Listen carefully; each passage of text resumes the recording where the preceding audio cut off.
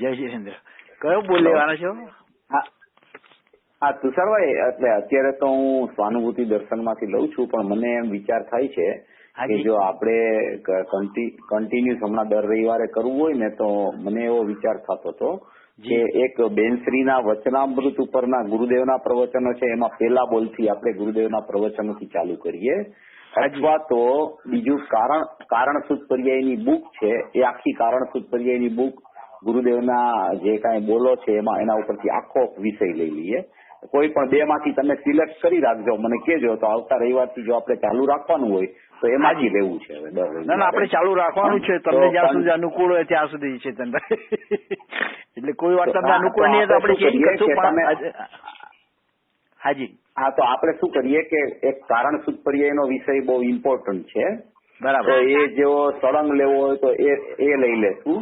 અને અથવા બેનશ્રીના વચનામૃતના 432 બોલ છે, એના ઉપર પૂજ્ય ગુરુદેવશ્રીના પ્રવચન છે, એટલે એ પ્રવચનો અક્ષરશ વાંચવાનો મારો વિચાર છે આપણી સભામાં.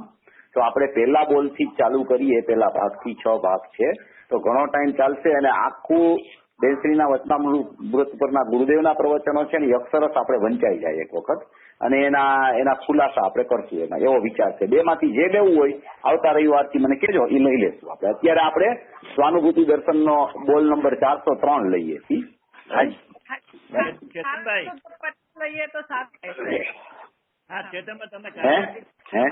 પ્રવચનો થશે, લગભગ કેટલો ટાઈમ લાગે કારણ સુપર્યા કરતા?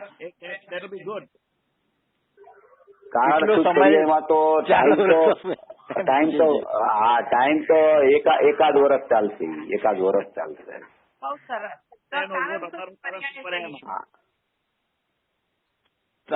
જેવું ચાલશે ને. એની બુક મારી પાસે છે. એ બુક હું છે ને સ્કેન કરીને મૂકી દઈશ નેટ ઉપર, એટલે એ તમે બધા લઈ લેજો એમાંથી, સ્કેન માંથી, અને એના ઉપરથી જ આપણે સ્વાધ્યાય કરશું આખો. તો વિચાર થાય છે જરા. તો આવતા વખતે એના ઉપરથી ચાલુ કરીએ. હાજી, તો આપણે એ રાખશું. અને આજે આપણે 403 લઈએ છીએ. હા, 403 લઈએ છીએ. 403. ઓકે. ઓમ નમસ્તુ નમસ્તુ નમસ્તુ નમો લોહી કાળ વર્તી નમો લોહી કાળ વર્તી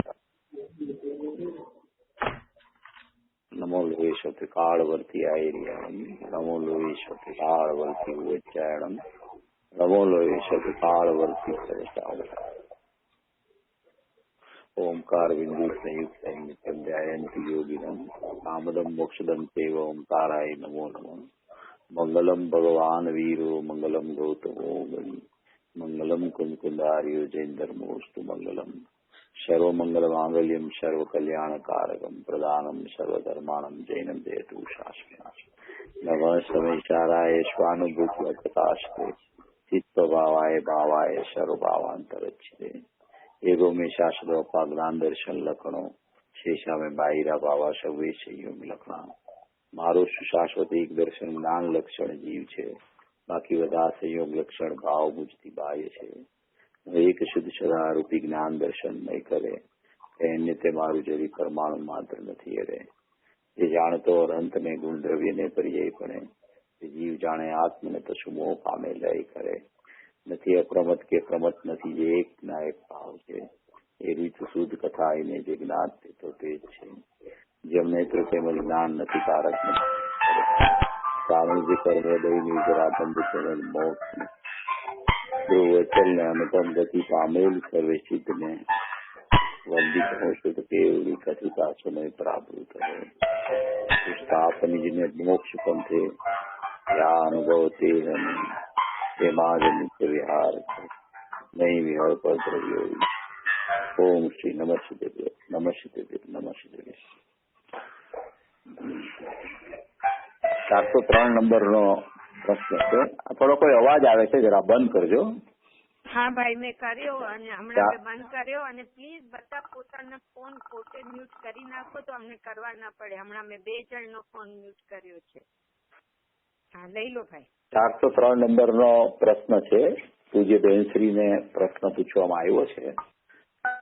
ખૂબ સુંદર પ્રશ્ન છે અને શ્રોતાની મૂંઝવણ ક્યાં છે એ અનુસાર આ પ્રશ્ન પૂછવામાં આવેલો છે કે બહિર્લક્ષી જ્ઞાનમાં સંતોષાઈ જવાય છે કે તત્વ સમજાઈ ગયું, બધું આવડી ગયું, પણ ખરેખર તો શરૂઆત જ થતી નથી, તો કેમ કરવું, એટલે કે તો પછી અમારે શું કરવું?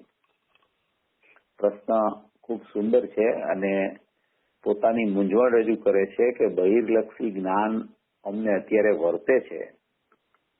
અજ્ઞાની જીવ હોય છે, મિથ્યા દ્રષ્ટિ જીવ હોય છે, એને એકાંતે બહિર્લક્ષી, પરલક્ષી, મિથ્યા જ્ઞાન, ઇન્દ્રિય જ્ઞાન વર્તતું હોય છે. અને એવી કોઈ એવા બહિર્લક્ષી જ્ઞાનમાં સયોપસમના ઉગાડની કોઈ યોગ્યતા હોય તો એને વિષયો ઘણા ખ્યાલમાં આવી જતા હોય છે. હવે એ બહિર્લક્ષી જ્ઞાનમાં એને દ્રવ્ય ગુણ પર્યાય, ઉપાદાન નિમિત્ત, નિશ્ચય વ્યવહાર, ક્રમબદ્ધ પર્યાય, સ્વભાવ વિભાવ, શુદ્ધિ અશુદ્ધિ એવી બધી જે વિષયોની છણાવટ આચાર્ય ભગવાનના શાસ્ત્રોમાં આવતી હોય અને પૂજ્ય ગુરુદેવ શ્રી દ્વારા તેનું સ્પષ્ટીકરણ જે થયેલું હોય એવું એને એના બહિર્લક્ષી ક્ષયોક્ષમ જ્ઞાનમાં અમુક અપેક્ષાએ ખ્યાલમાં આવી ગયું હોય.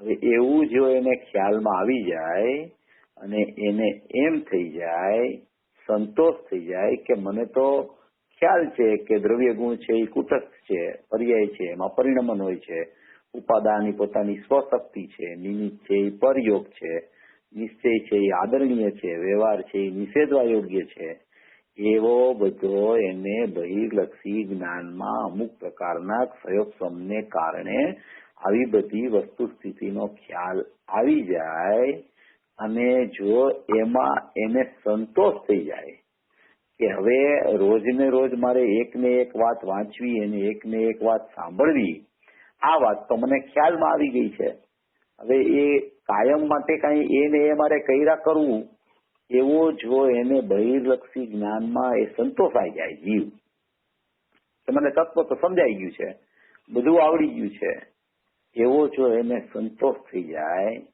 પણ ખરેખર જ્યાં સુધી એને અનુભૂતિ ન થઈ હોય, જ્યાં સુધી જેને સ્વસંવેદન પૂર્વક પોતાનો આત્મા અનુભવમાં ન આવ્યો હોય અને એને પોતાના આત્મ સ્વભાવની, ત્રિકાળી જ્ઞાયક ભાવની, ચૈતન્ય સત્તાની પ્રતીતિપૂર્વક જ્ઞાનમાં સ્વસંવેદન અને સ્વરૂપ આચરણ પૂર્વક લીનતા જ્યાં સુધી ન થાય, એવો નિશ્ચય મોક્ષ માર્ગ જ્યાં સુધી શરૂ ન થાય ત્યાં સુધી તો ખરેખર શરૂઆત જ થતી નથી એવો પણ શ્રોતાને ખ્યાલ છે.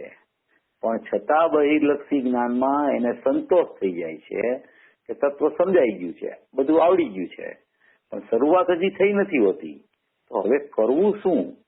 જો આ પ્રશ્ન પૂછનાર બે વાત કરે છે, બહિર્લક્ષી જ્ઞાનમાં સંતોષાઈ જવાય છે એમ પણ કહે છે, તત્વ સમજાઈ ગયું છે એમ કહે છે, બધું આવડી ગયું છે એમ પણ કહે છે, અને પછી પાછો એમ પ્રશ્ન કરે છે કે ખરેખર તો પણ મારે શરૂઆત જ થઈ નથી, એટલે કે ખરેખર સમ્યક દર્શન પૂર્વક મને સ્વભાવની અનુભૂતિ નથી થઈ, જ્યાં સુધી સ્વભાવ સન્મુખનું પરિણમન જીવને ન થાય, સ્વભાવ સાથે અભેદ થઈને નિર્વિકલ્પ જ્ઞાન ધ્યાન પ્રગટ ન થાય, ત્યાં સુધી કોઈ પણ પ્રકારની બહિર્લક્ષી જ્ઞાનની આવડત છે કે ક્ષયોક્ષમ જ્ઞાનનો ગમે તેટલો વિકાસ થઈ ગયો હોય છતાં પણ તે પોતાના મોક્ષ માર્ગરૂપ જ્યાં સુધી ન પરિણમે ત્યાં સુધી એને ખરેખર આત્માની સમજણની શરૂઆત જ થતી નથી. એવું જેને ખ્યાલમાં આવી ગયું છે એવા જીવનો પ્રશ્ન છે કે તો હવે અમારે કરવું શું? અમારો પ્રશ્ન એ છે કે આવું થયા કરે છે તો હવે અમારે શું કરવું? બેનશ્રી એનો ખૂબ સુંદર જવાબ આપે છે. પૂજ્ય બેનશ્રીની શૈલી એવી છે ને કે ખૂબ જ સરળતાથી, ખૂબ જ સાદી ભાષામાં સામેવાળાને એકદમ સંતોષ થઈ જાય એવી રીતે એના જવાબની પ્રણાલિકા છે પૂજ્ય બેનશ્રીની. એમની ગંભીરતા પણ એટલી, જવાબ દેવાની પદ્ધતિ એવી વારંવાર 2 વખત 3 વખત 4 વખત એકને એક વાત એકને એક પ્રશ્નના જવાબની કરે એટલે સામેવાળાને એકદમ સંતોષ પણ થાય, અંદરમાં થોડો એ પ્રયાસપૂર્વક એ ભાવ જે પૂજ્ય બેનશ્રી કહેવા માંગતા હોય કે અંદરમાં ઉતારવાના પ્રયત્ને પણ જીવ ચડી જાય અને શાંતિથી એની સમજણ કરવા માટે ઉદ્યમી થઈ જાય, એવી કોઈ પૂજ્ય બેનશ્રીની શૈલી છે. વચ્ચે કઈ અવાજ આવે છે એકદમ જરા અમે બંધ કર્યા. એવી પૂજ્ય બેનશ્રી તમારા ફોન માંથી બહુ જ અવાજ આવે છે બેન. મેં તમને 3 વાર ફોન મ્યુટ કર્યો, તમે અનમ્યુટ કેવી રીતે થઈ જાવ છો એવી ખબર નથી. નામ અહીંયા આવે છે UR શાહ, એ ફોન માંથી જ અવાજ આવી રહ્યો છે. ઓકે, લઈ લો છે તમને ઘડીને મ્યુટ તો કર્યો છે. એટલે પૂજ્ય બેનશ્રીની શૈલી ખૂબ અદભુત છે અને એ જવાબ આપે છે કે અંદરમાં ઘણું કરવાનું છે. જો ઉપર પ્રશ્ન છે બહિર્લક્ષી જ્ઞાનમાં સંતોષાઈ જવાય છે અને તત્વ સમજાઈ ગયું એવું લાગે છે, બધું આવડી ગયું એવું લાગે છે. પૂજ્ય બેનશ્રી જવાબ આપે છે કે અંદરમાં ઘણું કરવાનું છે. અંદરમાં ઘણું કરવાનું છે એટલે અંદરમાં જે પોતાનો ચૈતન્ય સ્વભાવ છે, જે અરૂપી પદાર્થ છે, જે લક્ષભૂત અને લક્ષગત તત્વ છે, જે એક રૂપ અભેદ નિર્વિકલ્પ શાશ્વત તત્વ છે કે જેમાં કોઈ પણ પ્રકારનું બહિર્લક્ષી જ્ઞાન પણ નથી, કોઈ પણ પ્રકારના વિકલ્પનો સદભાવ નથી, કોઈ પણ પ્રકારનો ચાલતો વિકલ્પ હોય કે વિકલ્પ તૂટી અને સ્વસંવેદન થાય એવી કોઈ પર્યાયો પણ અંદરમાં નથી, એવું અંદરનું પોતાનું ચૈતન્ય જાગૃત સ્વરૂપ છે. એમાં એમ કે છે કે અંદરમાં તો હજી ઘણું કરવાનું છે. સમજાઈ ગયું ત્યારે કહેવાય કે અંદરથી પરિણમન થાય તો સમજાઈ ગયું કહેવાય. તે ન થાય ત્યાં સુધી સમજાણું એમ માને ને એવા વિચારો અંદર કર્યા કરે તો પણ તેને ખરેખર સમજાણું નથી. શ્રોતાની સ્થિતિ એવી હોય છે કે પૂજ્ય ગુરુદેવશ્રીના પ્રવચન ખૂબ સાંભળતા હોય, વાંચન પણ કરતા હોય, વક્તાઓના પ્રવચન સાંભળી અને વારંવાર સાંભળવાનો પુરુષાર્થ કરતા હોય, સમજવાનો પુરુષાર્થ કરતા હોય અને એમાં અમુક વિષયો એવા હોય કે એના જ્ઞાનમાં બરાબર ગોઠવાઈ જતા હોય. પણ જ્યાં સુધી એ વિષયો ગમે તેટલા જ્ઞાનમાં ગમે તે પ્રકારે ગોઠવાય, પણ જ્યાં સુધી અંદરનું સ્વરૂપ, પોતાનું જાગૃત સ્વરૂપ, ચૈતન્ય સ્વરૂપ, જ્ઞાયક ભાવ, ભૂતાર સ્વભાવ, જ્ઞાન દર્શનમય આત્મા ત્રિકાળ, એ જ્યાં સુધી એને અંદરમાંથી ખ્યાલમાં ન આવે ત્યાં સુધી ખ્યાલમાં આવવો એટલે શું કે એવું અંદરમાં એ સ્વભાવ સન્મુખનું પરિણમન થઈ જવું. એટલે કે જે પરિણમન વર્તમાનમાં બહિર્લક્ષી જ્ઞાન રૂપે વર્તી રહ્યું છે, બાહ્ય વિષયોની સન્મુખતાપૂર્વક પરિણમન થઈ રહ્યું છે, રાગાદી ભાવ તરફ જ્ઞાન ચાલ્યું જાય છે, રાગાદી ભાવ જ્ઞાનની સાથે અતિ નિકટ હોવાને કારણે એક મેક જેવો જ્ઞાનમાં એને ભાસવા માંડે છે, એવું જે બહિર્લક્ષી જ્ઞાનનું પરિણમન ચાલે છે, એ બહિર્લક્ષી જ્ઞાનના પરિણમનથી જીવ પાછો વળી અને પોતાનો અંદરનો ચૈતન્ય સ્વભાવ છે એ તરફ જ્યારે અંદરમાં વળવાનો પ્રયત્ન કરે, અંદર સ્વભાવ સન્મુખ થવાનો પ્રયત્ન કરે અને એ પ્રયત્ન કરતા કરતા જો પ્રકાર એનો પરિણમનનો સમ્યક પ્રકારે અંદર જ્ઞાયક ભાવ સાથે અભેદ થઈને પરિણમી જાય, કથનચિત અનન્ય સ્વભાવ સન્મુખ થઈને એ પરિણમન એનું અંદર પરિણમી જાય, બહારથી એ પરિણમન છૂટી જાય, રાગાદી ભાવથી છૂટી જાય, બહારના જ્ઞેયોથી એ જ્ઞાનનું પરિણમન છૂટી જાય અને અંદર પ્રતીતિ સ્વરૂપ ભગવાન આત્મા છે કે જે નિર્વિકલ્પ તત્વ છે, ચૈતન્ય શાશ્વત પદાર્થ છે, એવા સ્વભાવની સન્મુખ થઈને જો એનું પરિણમન ચાલવા માંડે અને એ સન્મુખતા એની એવી હોય એ ચૈતન્ય સ્વભાવ તરફની કે જ્યાં એને પરિણમન અને અપરિણામી ચૈતન્ય સ્વભાવ એવા કોઈ ભેદ વિકલ્પો ન રહેતા એનું પરિણમન સમ્યક પ્રકારે થઈ જાય, અભેદરૂપ પરિણમન થઈ જાય, બેની વચ્ચે કોઈ ભેદ જ ન ભાસે, ભેદ ઉપસ્થિત જ ન થાય અને અભેદ પરિણમન થઈ જાય, ત્યારે એમ કહેવાય કે આ જીવને પોતાનો આત્મા સમજાણો. જ્યાં સુધી આવું પરિણમન અંદરથી ન થાય, અંદરમાં ન થાય, ત્યાં સુધી ગમે તેટલી બહિર્લક્ષી જ્ઞાનમાં ખ્યાલમાં કોઈ પણ વિષયો આવી જતા હોય, ગમે તેવી પ્રવૃત્તિ ચાલતી હોય, ઉત્કૃષ્ટમાં ઉત્કૃષ્ટ શુભ ભાવનો પ્રકાર ચાલતો હોય કે ઉત્કૃષ્ટમાં ઉત્કૃષ્ટ બાહ્ય ક્ષયોપ સમબહિર્લક્ષી ચાલતો હોય જ્ઞાનમાં, છતાં પણ તે કાંઈ કાર્યકારી થતું નથી. જ્યાં સુધી અંદરમાં પોતાનો સ્વભાવ જે જ્ઞાયક તત્વ છે એ પોતાની ચૈતન્ય લક્ષ્મી છે, પોતાના અંદર અનંત ગુણોથી સભર છે, પોતાની ખરેખર સંપત્તિ અંદરમાં અનંત ગુણો રૂપે પડેલી છે, એવા જે અભેદ જ્ઞાયક ચૈતન્ય ભાવને ગુણોના ભેદથી પણ પાર એવો ગુણી ચૈતન્ય પરમાત્મા, એની પ્રતીતિપૂર્વક જ્યાં સુધી જ્ઞાન સમ્યક નથી થતું ત્યાં સુધી બહિર્લક્ષી જ્ઞાન ગમે તેટલું હોય તો એમાં ખરેખર સંતોષ આવવા જેવું નથી. ઘણી વખત એમ થાય કે આપણે તો કેટલા વર્ષોથી સ્વાધ્યાય કરીએ છીએ, આ બધા વિષયો જે કહેવામાં આવી રહ્યા છે એ તો આપણા ખ્યાલમાં છે, આપણને બધી ખબર પડવા માંડી છે, ખબર પડી પણ ગઈ છે, તો હવે વારંવાર ક્યાં આપણે એનો જ વિચાર કર્યા કરવો?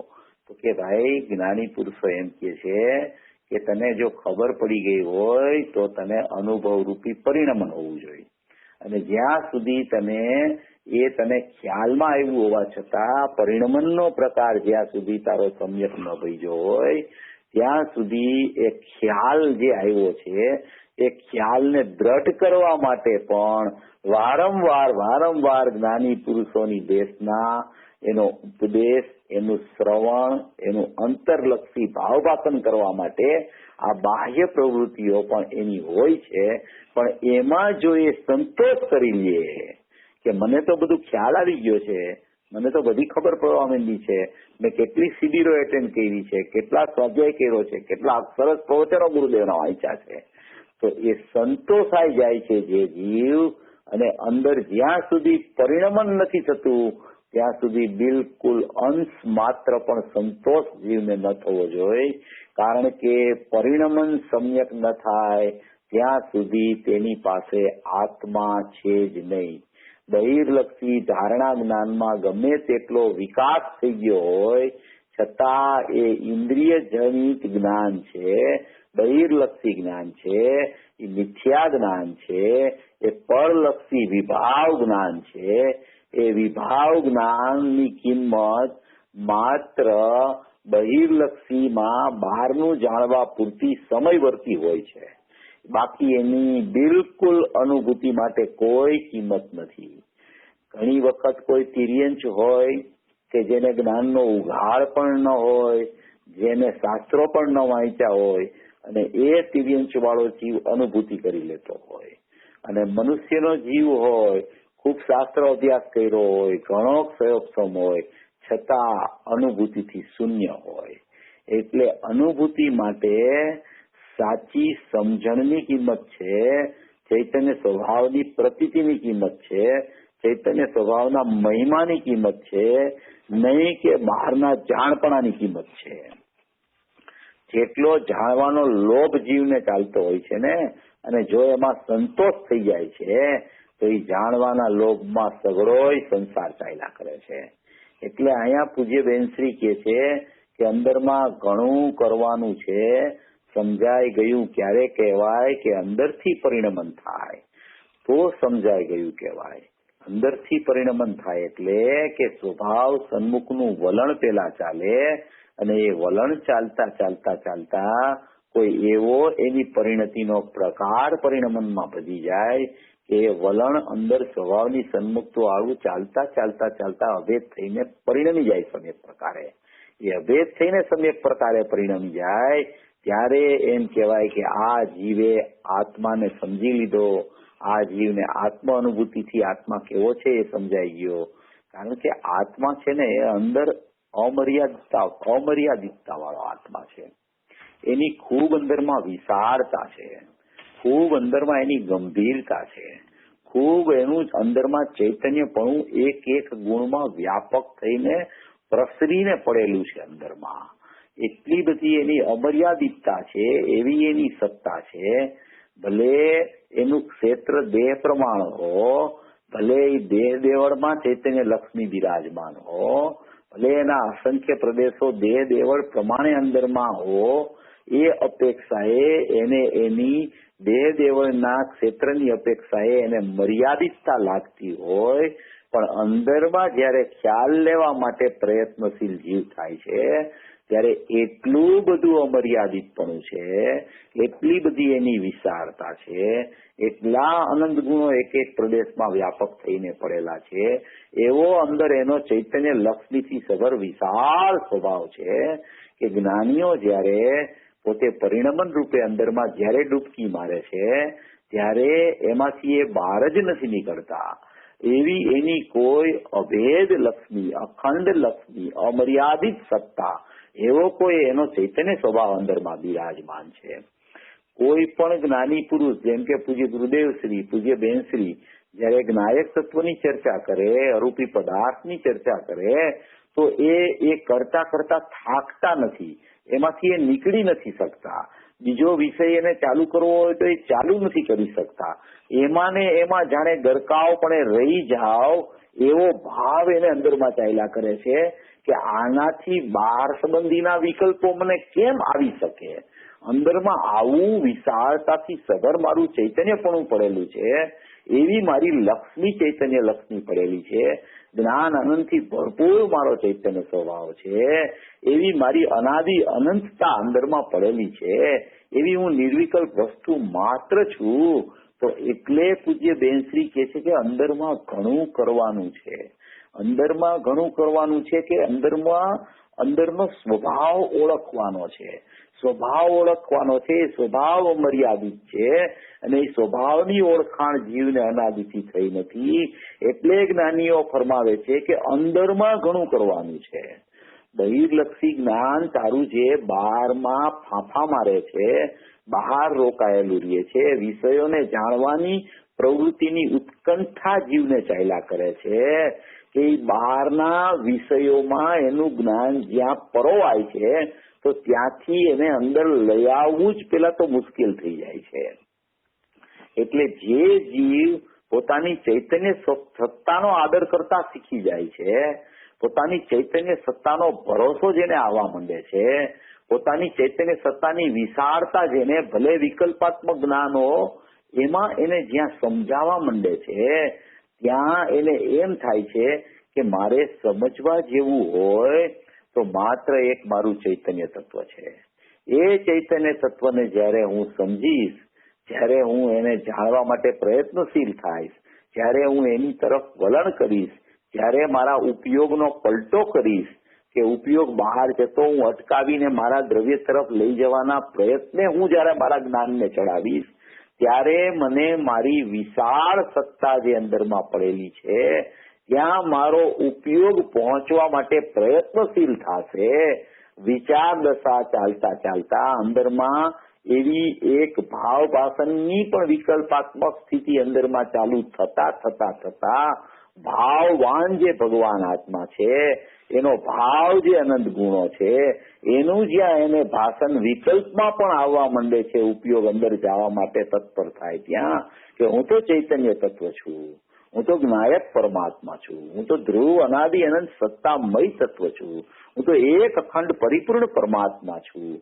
મારી શાશ્વતતા, મારી અખંડતા, મારી નિર્લેપતા, મારી અપરિણમનશીલતા એનો ક્યાંય જોતો મળે એમ નથી. એવું અનુપમ તત્વ હું છું કે જે અનુપમ તત્વને બીજા કોઈ તત્વ સાથે એની ઉપમા ન આપી શકાય, સરખામણી ન થઈ શકે, એવું મારું અંદરનું મારા જ્ઞાન આનંદ ને અનંત ગુણોની લક્ષ્મીથી સભર મારું ચૈતન્ય તત્વ છે.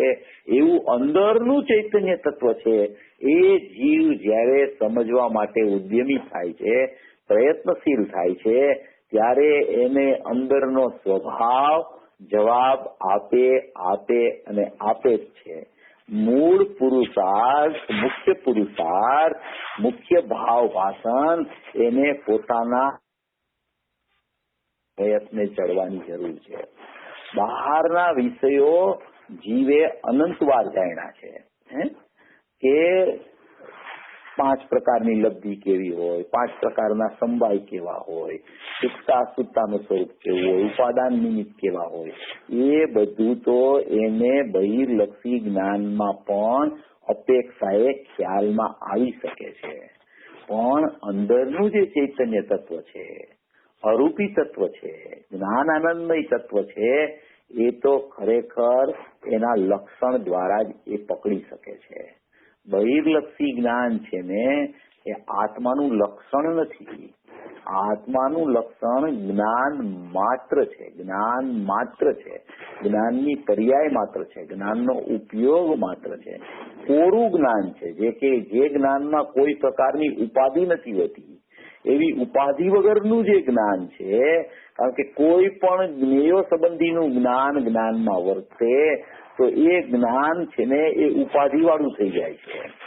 જ્ઞેયો સંબંધીનું જ્ઞાન એટલે એ જ્ઞાનમાં જ્ઞેયોની સાપેક્ષતા લાગુ પડી ગઈ તો એ જ્ઞાન ઉપાધિનું જ્ઞાન થઈ ગયું, એ જ્ઞાન બહિર્લક્ષી જ્ઞાન થઈ ગયું, એ જ્ઞાન પરલક્ષી જ્ઞાન થઈ ગયું, એ જ્ઞાન વિભાવલક્ષી જ્ઞાન થઈ ગયું.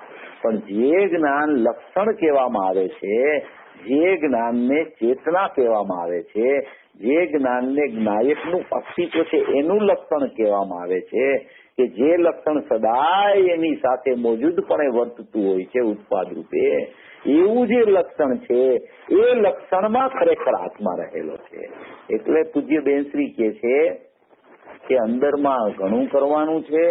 સમજાઈ ગયું ક્યારે કહેવાય કે અંદરથી પરિણમન થાય તો સમજાઈ ગયું કહેવાય.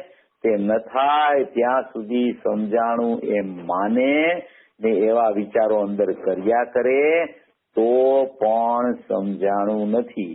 સમજાઈ ગયું કહેવાય ક્યારે કે પરિણમન થાય ત્યારે.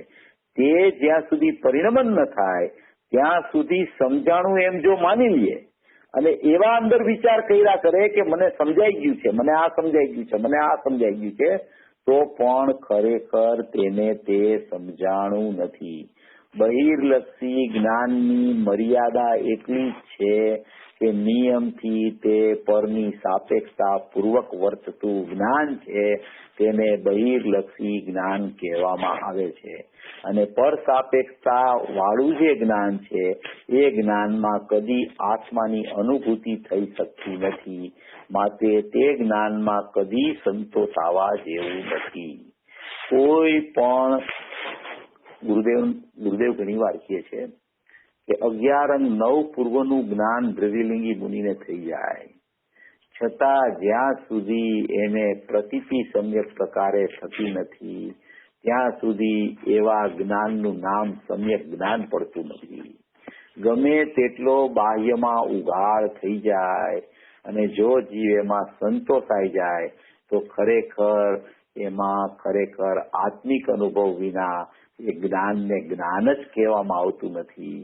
એ ઇન્દ્રિય જ્ઞાન છે. કોઈ એમ કે મારું જ્ઞાન ખૂબ વધી ગયું, મારા જ્ઞાનનો ઉઘાડ ઘણો વધી ગયો, તો કે ભાઈ જ્ઞાનનો ઉઘાડ તારો ઘણો વધી નથી ગયો, ખરેખર જ્ઞાન પ્રગટ જ નથી થયું, અજ્ઞાનનો તારો વિસ્તાર વધ્યો છે. જ્ઞાન તો હજી તને પ્રગટ જ થયું નથી ભાઈ. જ્ઞાન એને કહેવાય કે જેમાં અતિન્દ્રિય આનંદ આવે. જે જ્ઞાન સાથે આનંદ ન હોય તેને જીનેન્દ્ર પરમાત્મા કે આચાર્ય ભગવાન કે જ્ઞાની પુરુષો જ્ઞાન કહેતા નથી. એટલે કે છે કે તે ન થાય ત્યાં સુધી સમજાણું એમ માને અને એવા વિચારો અંદર કર્યા કરે તો પણ તેને સમજાણું જ ખરેખર નથી. પછી હવે એને સમજણ માટે શું કરવું, સમજણ માટે કેવી પ્રવૃત્તિ કરવી, સમજાણું નથી એ એક વાત છે. એ તો શ્રોતા પણ સ્વીકાર કરે છે કે બહિર્લક્ષી જ્ઞાનમાં સંતોષ થઈ જાય છે પણ ખરેખર જ્ઞાનની શરૂઆત થઈ નથી. એનો ઉત્તર આપી અને એ સમજાણું નથી એવો વિસ્તાર કર્યા પછી હવે એને સમજણ માટે શું કરવું.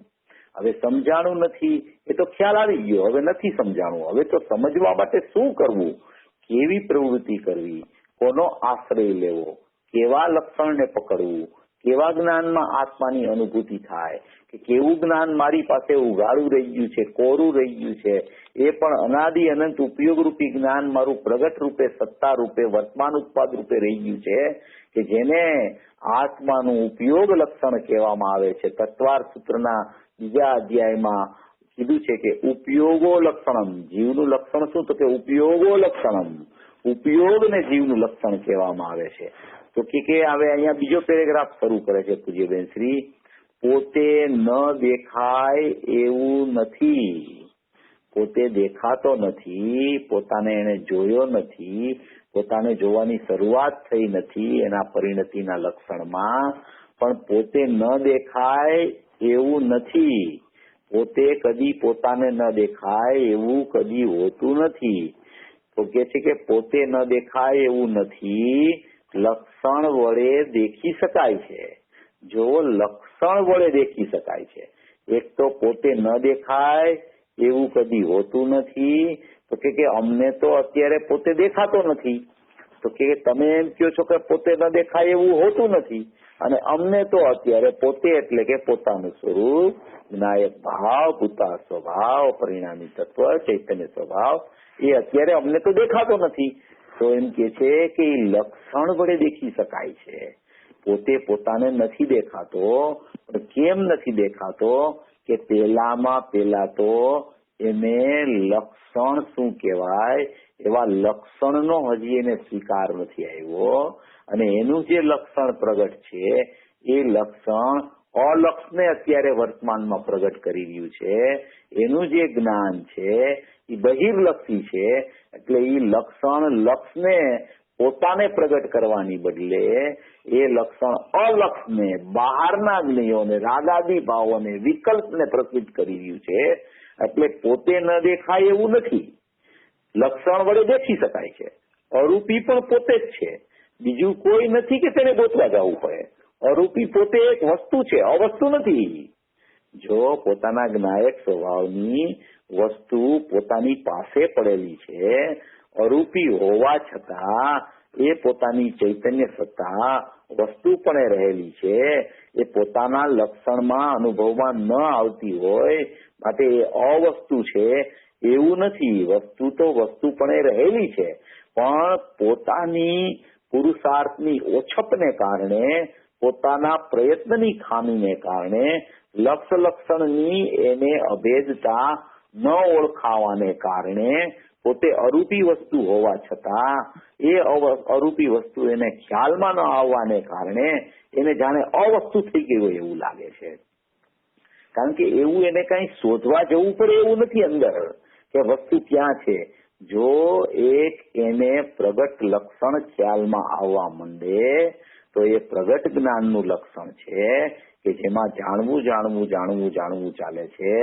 અત્યારે પણ જે જાણવાનો બહિર્લક્ષી પ્રકાર જે ચાલી રહ્યો છે જીવને, એ બહિર્લક્ષી પ્રકાર ચાલે છે, એમાં પણ એ જાણવું તો જ્ઞાનનો સ્વભાવ છે, પણ એ ઇન્દ્રિયોના સંગપૂર્વક એ જ્ઞાન પોતાના જ્ઞાયકના સહારાને છોડી અને ઇન્દ્રિયના સહારાપૂર્વક જે લક્ષણ વર્તે છે, માટે એ લક્ષણને ખરેખર બહિર્લક્ષ કહેવામાં આવ્યું છે. એ લક્ષની દિશા ફરી ગઈ છે. લક્ષની દિશા કઈ તરફ હોવી જોઈએ કે સ્વભાવ તરફ લક્ષણની દિશા લક્ષ તરફ હોવી જોઈએ. એની બદલે અત્યારે એના લક્ષણની દિશા છે એ બહિર્લક્ષ એટલે પર તરફ ચાલી ગઈ છે, એ વિભાવ તરફ ચાલી ગઈ છે, જ્ઞેયો તરફ ચાલી ગઈ છે. એટલે એને લક્ષભૂત આત્મા પોતાના લક્ષણમાં વિદ્યમાન હોવા છતાં એને પોતે પરલક્ષ કરીને પોતાના સ્વભાવને ઓજલ કરી દીધો છે. વસ્તુ પણ હોવા છતાં એના જ્ઞાન લક્ષણમાં એ ઓજલ થઈ ગઈ છે, દેખાતી નથી, તિરોભૂત થઈ ગઈ છે.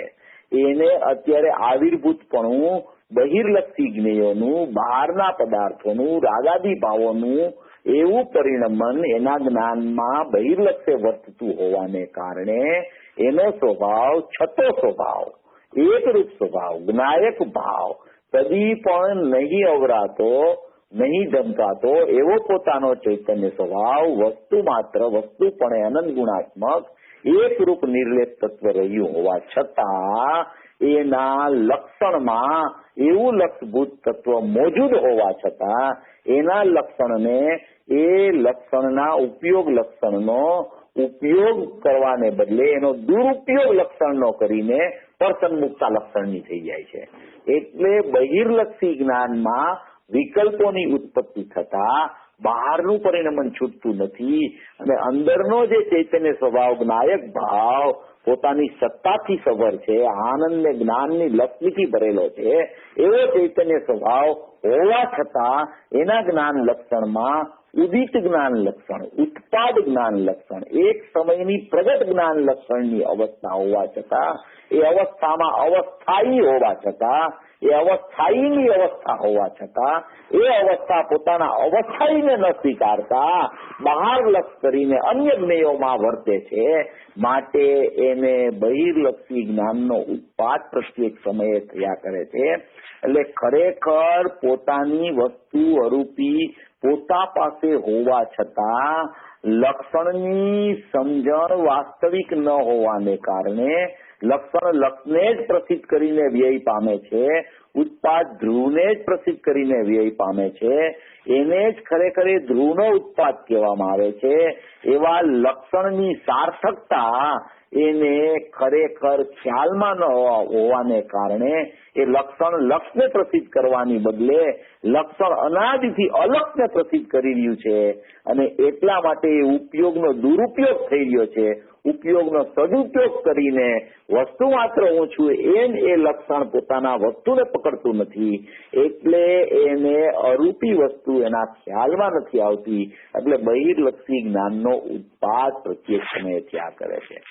વસ્તુ અરૂપી ચૈતન્ય સત્તા એ અવસ્તુ રૂપે કદી થતી જ નથી. વસ્તુ રૂપે રહે છે.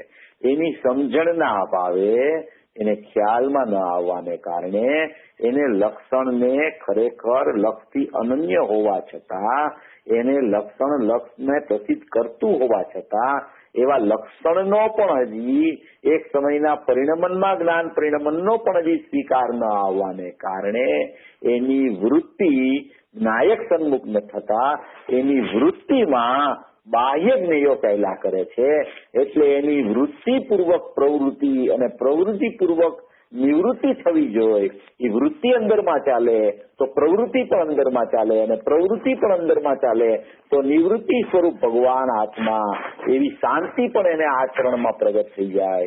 એવી વૃત્તિપૂર્વકની પ્રવૃત્તિ ન ચાલતી હોવાને કારણે એની વૃત્તિના દોષને કારણે એટલે કે એની પ્રતીતિ ન વર્તતી ન હોવાને કારણે એની વૃત્તિ પર સન્મુખ હોવાને કારણે એની પ્રવૃત્તિમાં પણ પરસન્મુખતા આવે છે અને એની ખરેખર નિવૃત્તિ પણ એને થઈ શકતી નથી. પરથી એવો કોઈ ચૈતન્ય સ્વભાવ એની પાસે હોવા છતાં એની વૃત્તિમાં એ પ્રકારનો ચૈતન્ય સ્વભાવ આવતો નથી. એટલે એની પ્રવૃત્તિ પણ બહિર્લક્ષે ચાલ્યા કરે છે. એટલે અહીંયા એમ કે છે કે અરૂપી વસ્તુ પણ લક્ષણ વડે જોઈ શકાય એવી છે. અરૂપી પોતે એક વસ્તુ છે, એ અવસ્તુ નથી. પોતાની છે, પોતાની પાસે છે, પોતામાં છે, બહાર નીકળતી નથી. એ વસ્તુ ત્યાં ને ત્યાં નિર્લેપપણે રહી ગઈ છે, શાશ્વતપણે રહી ગઈ છે. એમાં કાંઈ વધારો ઘટાડો થતી નથી. એવી ચમકોત કિરણ વસ્તુ છે. એવો શાશ્વત નાયક ભાવ છે એ લક્ષણ વડે ઓળખી શકાય છે. પણ આ એને જોતો નથી, એની તરફ વલણ કરતો નથી અને તેથી એની ભ્રાંતિ એને ચાલ્યા કરે છે કે મને બહિર્લક્ષી જ્ઞાન થઈ ગયું, મારું જ્ઞાન બહાર ચાલ્યું ગયું, મારો ઉપયોગ પરમાં ચાલ્યો ગયો, મારા ઉપયોગે જ્ઞેયનું અવલંબન લઈ લીધું. અરે ભાઈ, ઉપયોગ કદી ઉપયોગવાનને છોડી શકતો નથી. લક્ષણ કદી લક્ષથી જુદું પડી શકતું નથી. મરચાની તીખાશ કદી મરચાથી જુદી પડતી નથી. નિમકની ખારાપણાની ખારાશ કદી નિમકથી જુદી પડતી નથી. લીંબુનું જે ખટાશ લક્ષણ છે તે લીંબુથી જુદું પડતું નથી. સાકરનો ગળપણ સ્વભાવ સાકરથી જુદો પડતો નથી. એમ ચૈતન્ય સ્વભાવનું જ્ઞાન લક્ષણ કદી આત્માથી જુદું પડી શકતું નથી. જે જુદું પડી ગયું એમ લાગે છે એ ભ્રાંતિમાં પડ્યો છે જીવ. એ ભ્રાંતિમાં પડ્યો હોવાને કારણે એ ચક્ષુ ઇન્દ્રિયથી બધાને બહાર જોયા કરે છે, બહાર જોવાનો ઉદ્યમ ચાલુ કરે છે. પરને જોવામાં, પરને જાણવામાં એનું જ્ઞાન મશગુલ થઈ જાય છે અને ચૈતન્ય લક્ષણનો ઘાત કરે છે અને એવા લક્ષણનો ઘાત કરે છે. એ જ સમયે એનું લક્ષભૂત તત્વ ઓજલ થઈ જાય છે અને એ ઓજલ થવાને કારણે લક્ષને પ્રસિદ્ધ કરતું હોવા છતાં એને લક્ષભૂત પરમાત્મા પ્રસિદ્ધિમાં આવતો નથી લક્ષણમાં, અને બહારની નજરું છૂટતી નથી, અંદરની નજર થાતી નથી. પૂજ્ય ગુરુદેવ શ્રી ફરમાવે છે કે એક તો જીવને બહારની કરવાની નજર છે, એક તો બહારને જાણવાની નજર છે, એક તો જાણવાની નજર છે એમાં બહારનું જ બધું જણાય છે એવી એક નજર કામ કરે છે, અને એને એમ નથી ખ્યાલમાં આવતો કે મારામાં હું જ જણાઈ રહ્યો છું, એવો પણ ભેદ નથી, એવો હું અભેદ ચૈતન્ય પરમાત્મા છું, એવું જ્યાં સુધી ખ્યાલમાં નથી આવતું ત્યાં સુધી જીવ ભ્રાંતિમાં રાયચા કરે છે. ભ્રાંતિ કોને કહેવાય? કે જેવું કઈ હોય જ નહીં અને એવું માયના કરવું એને ભ્રાંતિ કહેવાય. જેમ હરણ્યું હોય, હરણ્યું એ રણમાં ફાંફા મારવા માટે દોડ્યા જ કરે. એને એ મૃગલાને એમ થાય કે વાં પાણી છે, પાણીનો ધોધ વરસે છે અહીંયા, એમ કરીને દોડે, પણ ગમે તેટલું દોડે પણ ત્યાં પાણીનો ધોધ જ નથી. એને તો ભ્રાંતિથી દેખાય છે કે પાણી છે ત્યાં. એ રણમાં કદી પાણી એવી રીતે ન હોય, પણ ઝાકળને જોઈને એને પાણી દેખાય છે, એવી ભ્રાંતિ અનાદિની ચાલે છે.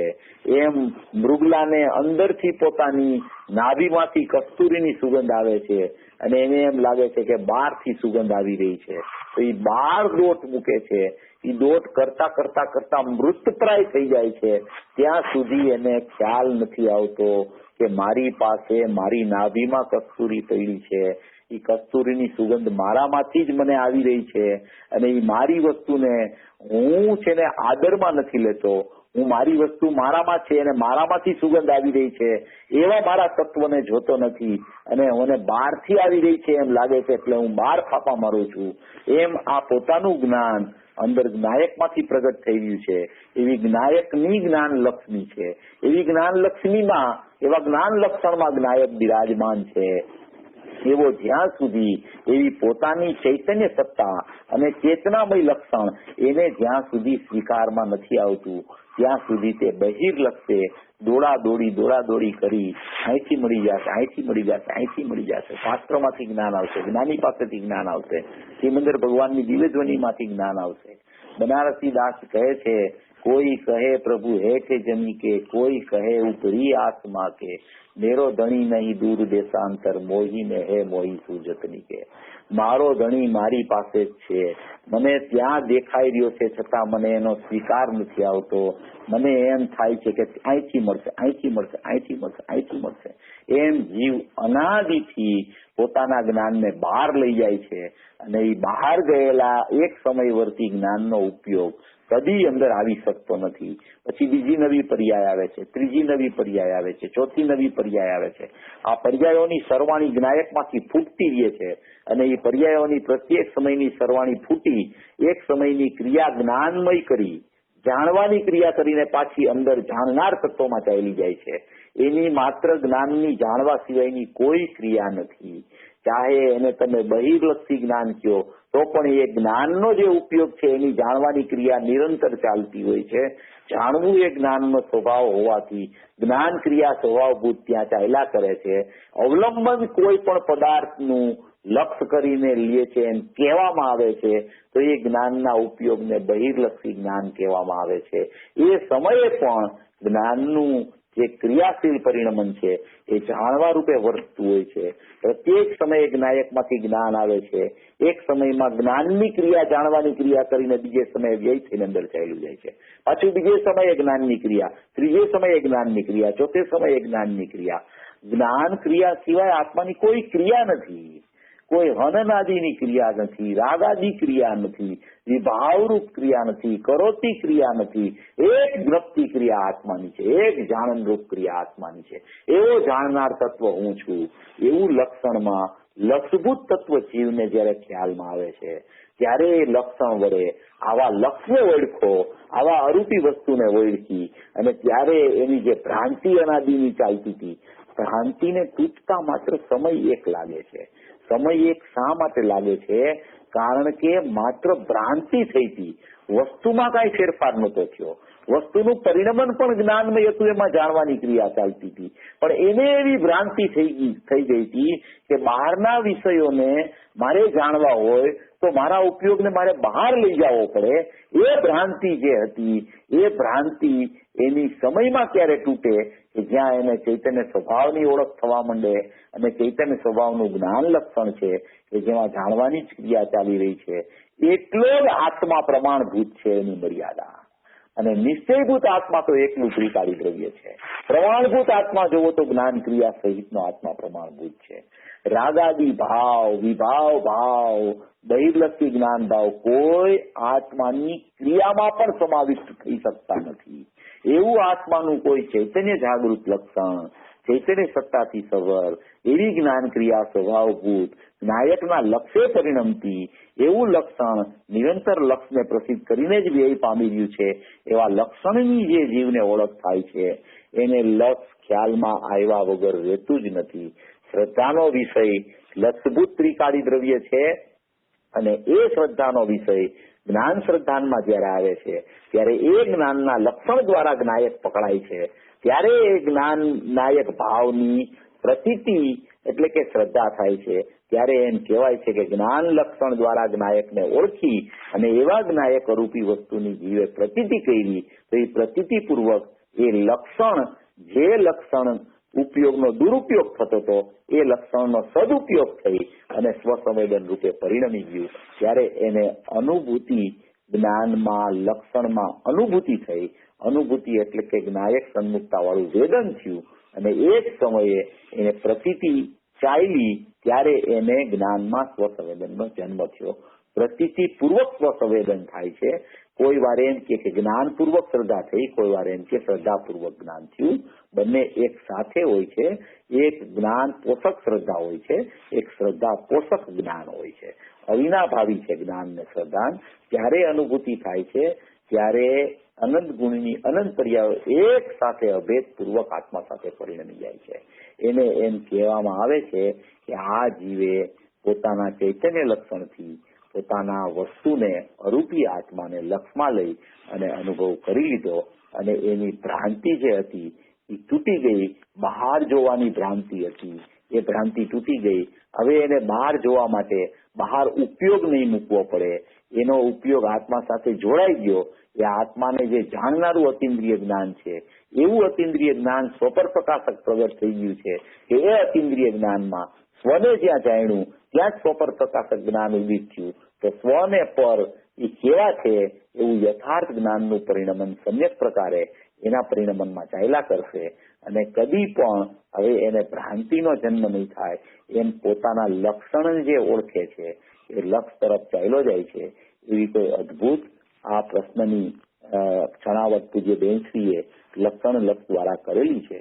આ સર્વભવી જીવો આવા પોતાના લક્ષણ સ્વરૂપ પોતાનું જે જ્ઞાનમયપણું છે એને ઓળખી અને પોતાનો લક્ષભૂત અનંત ગુણાત્મક એક અભેદ નિર્લેપ ચૈતન્ય શાશ્વત તત્વ, અમર્યાદિત તત્વ, વિશાળ તત્વ, જાગૃત તત્વ એના તરફ એના લક્ષણનું વલણ કરાવી અને પ્રતીતિપૂર્વક સ્વસંવેદન સર્વભવી જીવો પ્રગટ કરે એવી મંગલ ભાવના. બહુ સરસ ચેતનભાઈ. કોઈને જો કોઈ પ્રશ્ન હોય તો એના માટે તો પૂછી શકીએ. આપણે 5-1 મિનિટ લઈ શકશો.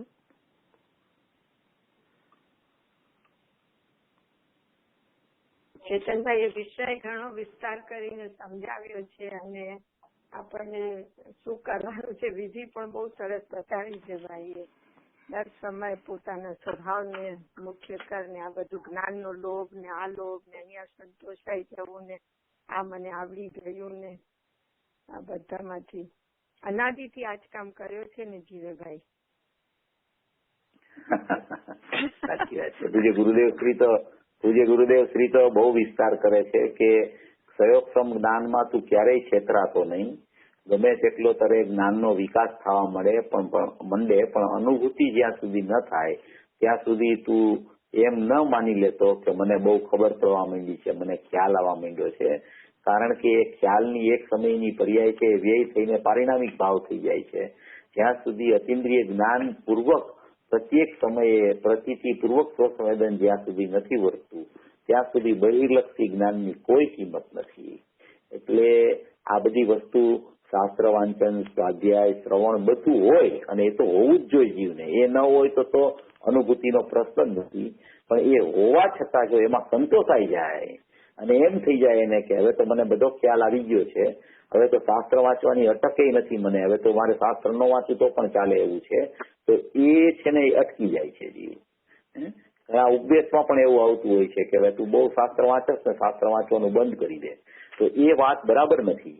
શાસ્ત્ર સ્વાધ્યાય કદી છોડવો નહીં, જ્ઞાની પુરુષની દેશના સાંભળવાનું કદી ચૂકવું નહીં, અને એ શાસ્ત્ર વાંચવું, જ્ઞાની પુરુષની દેશના સાંભળવી, અને એ વાંચતા અને સાંભળતા એમ વિચાર કરવો કે આ વાંચતા ને સાંભળતા મને જ્ઞાન થતું નથી, મારું જ્ઞાન મારા જ્ઞાયકમાંથી પ્રગટ થાય છે, એ જ મારું જ્ઞાન છે, એમ વિચારધારા કેળવવી. ચેતનભાઈ, હા એક પ્રશ્ન છે. હેલો. હા, મારો અવાજ આવે છે? હા બરાબર છે રંજન, બોલો. હાજી હાજી. હા, તો આપણે એક રીતે ભગવાન આત્માને અવ્યક્ત કહીએ છીએ અને એક રીતે વ્યક્ત જ છે. તો ઈ અવ્યક્ત ઈ દ્રવ્ય દ્રષ્ટિનો વિષય છે અને વ્યક્ત ઈ અનુભૂતિ છે, એમ કહી શકાય? ના, અવ્યક્ત એટલા માટે કીધો છે કે પર્યાયમાં હજી એ દ્રવ્ય જ્યાં સુધી જીવને આવ્યું નથી ત્યાં સુધી એ અવ્યક્ત છે, અને અવ્યક્ત દ્રવ્ય કદી પર્યાયમાં નથી આવતું એ અપેક્ષાએ એને અવ્યક્ત કહેવામાં આવ્યું છે અને પર્યાયને વ્યક્ત કહેવામાં આવી છે. અને જ્યારે પર્યાયમાં અનુભૂતિ આત્મસન્મુખ થઈને થાય છે ત્યારે એમ કહેવાય કે આ વ્યક્ત પર્યાયમાં આ દ્રવ્યની અનુભૂતિ થઈ તો એ પર્યાયમાં દ્રવ્ય વ્યક્ત થઈ ગયું એમ કહેવામાં આવે. દ્રવ્ય કદી પર્યાયમાં આવતું નથી અને વર્તમાન પર્યાય કદી દ્રવ્યમાં હોતી નથી. એવી રીતે દ્રવ્ય પર્યાયની ભિન્નતા અનાદિ અનંત છે અને અવ્યક્ત છે એને દ્રવ્ય કીધું છે અને વ્યક્ત પ્રગટ લક્ષણ છે એને પર્યાય કીધી છે. પણ એ અવ્યક્ત શા માટે કીધું કે અવ્યક્ત કદી પરિણમનમાં આવતો નથી એટલે અવ્યક્ત છે, અને એને પર્યાયમાં વ્યક્ત થયો એમ કહેવામાં આવ્યું કે અવ્યક્ત પર્યાયમાં વ્યક્ત થઈ ગયો. એ પર્યાયમાં જયારે અનુભૂતિનો જન્મ થાય ત્યારે એમ કહેવાય કે આ જીવને પોતાનો અવ્યક્ત આત્મા પર્યાય વ્યક્ત પર્યાયમાં વ્યક્ત રૂપે અનુભવમાં આવી ગયો. કારણ કે વેદન આવ્યું ને એટલે એ વ્યક્ત થઈ ગયો એમ કહેવાય. વેદન નહોતું ત્યાં સુધી એ અવ્યક્ત હતો એમ કહેવાય, એમ કહેવાનો આશય છે એમાં. બહુ સરસ.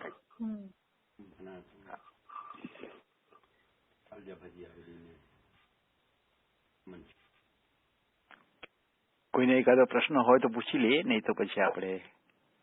હા ભાઈ, મૂળમાં તો આપણને પ્રયત્ન જે કરવાનું છે આટલી વિભાગતા અંદરથી ભાંગતી જાય એના માટેનો ખાસ પ્રયત્ન છે.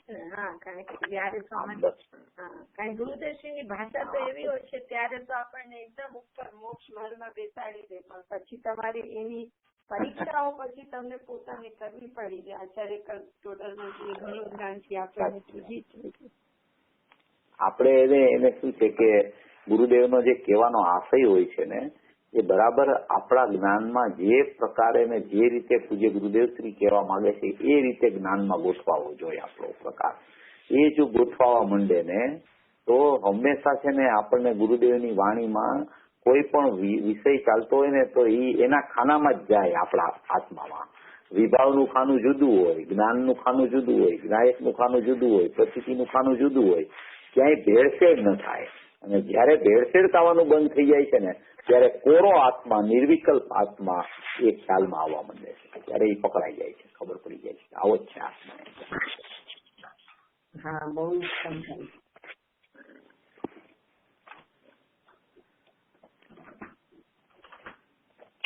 બરાબર, તો આવતા રવિવારે આપણે કારણસૂત્ર પર્યાય ચાલુ કરશું. બરાબર છે?